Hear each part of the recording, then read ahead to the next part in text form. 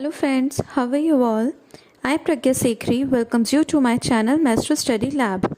Friends, in my last video, we had discussed about SST macro lesson plan on resources for B.Ed first year. And today, we will discuss about commerce macro plan of B.Ed first year. So, let's get started.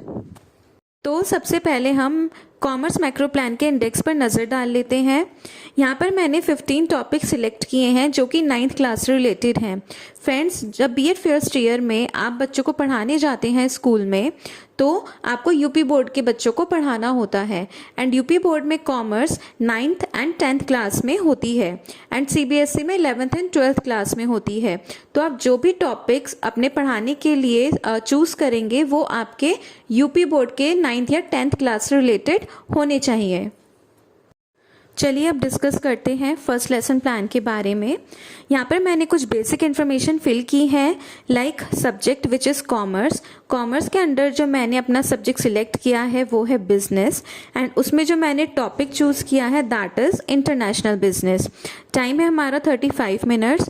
जैसे कि मैंने आपको पहले भी बताया था कि जब हम मैक्रो टीचिंग करते हैं तो मैक्रो टीचिंग का जो हमारा ड्यूरेशन होता है वो 30 to 40 मिनट्स का होता है एंड क्लास इज़ 9th।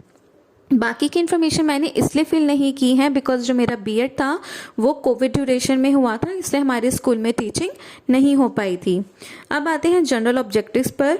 तो यहाँ पर मैंने जनरल ऑब्जेक्टिव्स लिखे हैं like to develop interest about commerce among students, to make students aware about the potential of commerce, to generate logical and mental abilities in students.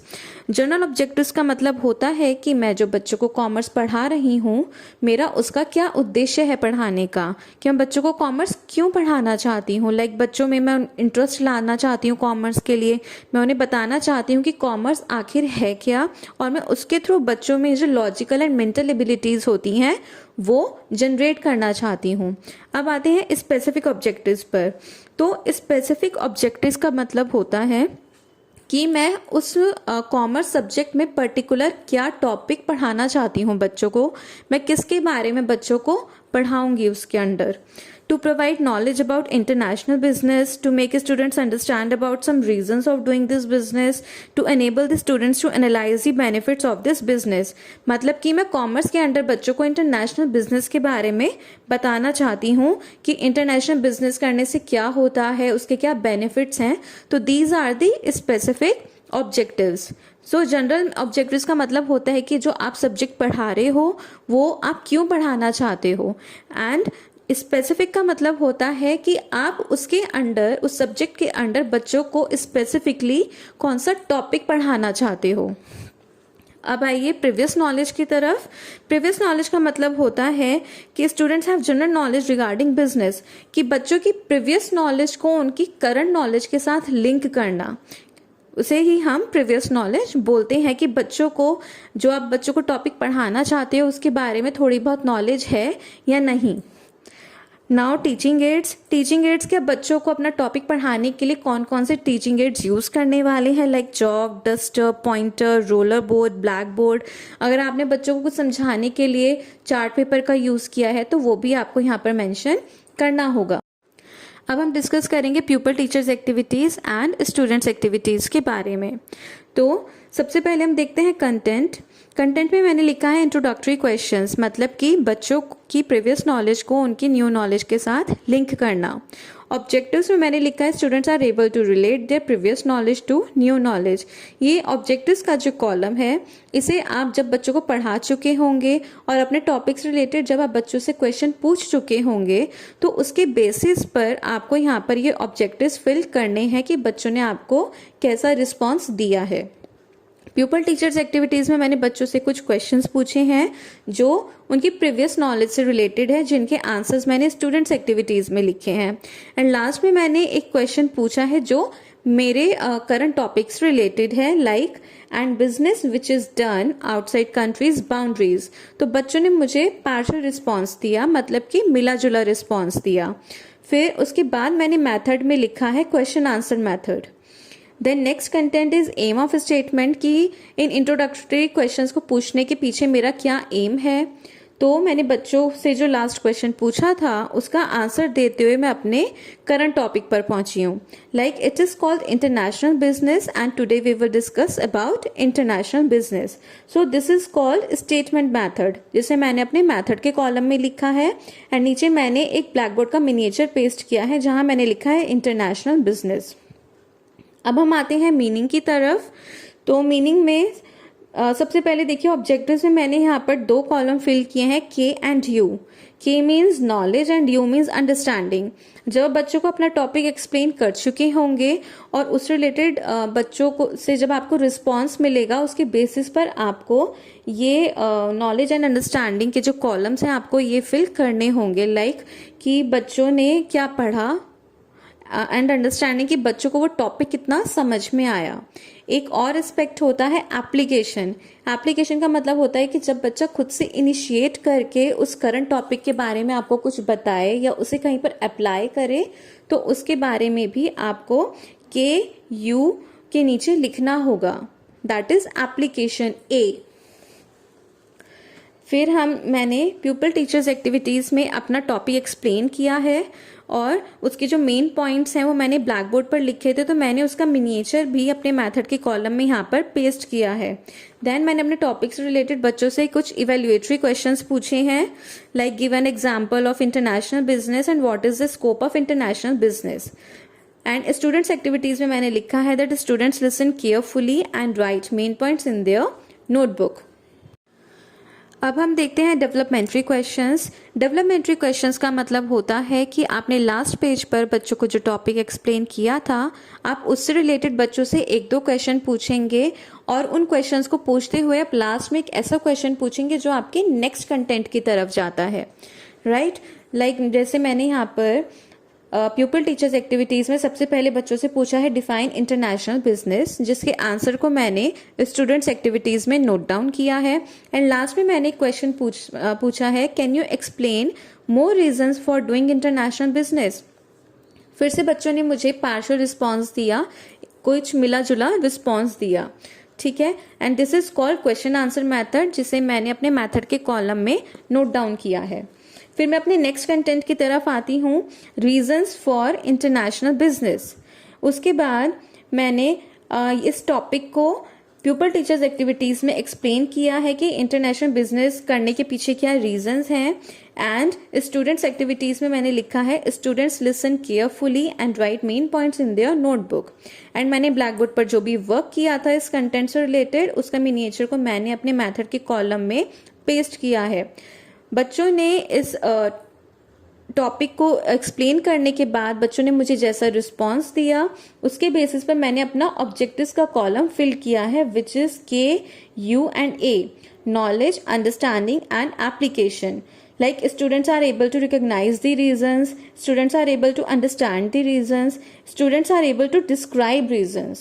So these are the 3 aspects. जब भी आप कोई content बच्चों को explain करेंगे तो बच्चों ने उसके बाद आपको कैसा रिस्पॉन्स दिया उसके बेसिस पर आपको इसे यहाँ ऑब्जेक्टिव्स के कॉलम में फिल करना होगा. Then last column is evaluation. उस अपने टॉपिक को एक्सप्लेन करने के बाद मैंने बच्चों से 1-2 इवेल्युएटरी क्वेश्चंस पूछे जो कि मेरे टॉपिक से रिलेटेड थे. अगेन डेवलपमेंट्री क्वेश्चंस, जो मैंने लास्ट पेज पर बच्चों को टॉपिक एक्सप्लेन किया था उससे रिलेटेड मैंने 1-2 क्वेश्चंस बच्चों से पूछे हैं. लास्ट में मैंने कैसा क्वेश्चन पूछा है जो फिर से मेरे एक न्यू कंटेंट की तरफ जाता है, जैसे कि what are the benefits of doing international business. बच्चों ने मुझे फिर से पार्शियल रिस्पॉन्स दिया, या अगर बच्चे आपको कुछ भी रिस्पॉन्स नहीं देते हैं तो आप स्टूडेंट्स एक्टिविटीज़ में नो रिस्पॉन्स भी लिख सकते हैं. बच्चों ने मुझे क्वेश्चंस के जो आंसर्स दिए मैंने उन्हें स्टूडेंट्स एक्टिविटीज़ में नोट डाउन किया है. This is called question answer method. Now मैंने अपना नेक्स्ट कंटेंट लिखा है बेनिफिट्स ऑफ इंटरनेशनल बिजनेस, जिसे मैंने प्यूपल टीचर्स एक्टिविटीज़ में एक्सप्लेन किया है. एंड जो भी मैंने ब्लैक बोर्ड पर वर्क किया था उसे मैंने अपने मेथड के कॉलम में ब्लैक बोर्ड का मिनिएचर लगाकर पेस्ट किया है. स्टूडेंट्स एक्टिविटीज़ में मैंने लिखा है students listen carefully and right main points in their notebook. And बच्चों के रिस्पॉन्स के बेसिस पर मैंने अपना ऑब्जेक्टिव्स का कॉलम भी फिल किया है which is knowledge, understanding and application. फिर उसके बाद हम आते हैं ब्लैक बोर्ड समरी पर। जब आपके सारे टॉपिक्स फिनिश हो जाते हैं, कंप्लीट हो जाते हैं, तो उसके बाद हमें एक ब्लैक बोर्ड समरी देनी होती है, जिससे आपको पता चलता है कि बच्चों को आपके पढ़ाए हुए सारे टॉपिक्स पता है या नहीं। जैसे ऑब्जेक्टिव में मैंने लिखा है that students are able to summarise their lunch knowledge, मतलब कि बच्चों ने आज क्लास में जो जो टॉपिक्स पढ़े हैं बच्चे उन्हें समराइज करने के एबल हैं। प्यूपल टीचर्स एक्टिविटीज में लिखा है pupil teacher write summary on black board. तो आपको ब्लैक बोर्ड पर अपने टॉपिक्स की एक समरी बनानी होगी, जिसका मिनिएचर मैंने मेथड के कॉलम में पेस्ट किया है, like meaning of international business, reasons of international business and benefits of international business. मतलब कि अपनी क्लास को कंप्लीट होने के टाइम पर आप बच्चों को बताएंगे कि आज हमने इन टॉपिक्स के बारे में पढ़ा। तो इसका मतलब आपने अपने टॉपिक्स को ब्लैक बोर्ड पर समराइज किया। स्टूडेंट्स एक्टिविटीज में लिखना है students right summary from black board in their notebook. अब हम डिस्कस करते हैं रिकैप्चुलेटरी क्वेश्चंस के बारे में। रिकैप्चुलेटरी क्वेश्चंस का मतलब होता है कि जब आपकी क्लास खत्म होने वाली होती है, आपकी क्लास ओवर होने वाली होती है, तो आप अपने टॉपिक्स बच्चों को रिवाइज कराते हैं।